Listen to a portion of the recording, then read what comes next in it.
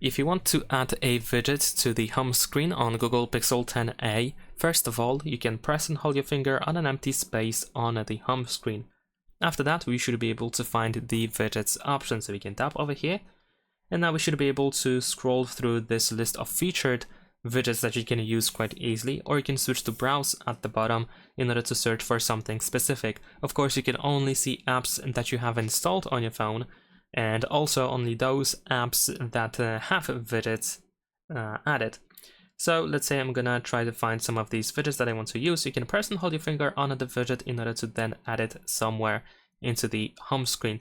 And there we go. In some cases you can also adjust the size by grabbing by these dots, but in some cases the resizing option is limited or not available at all.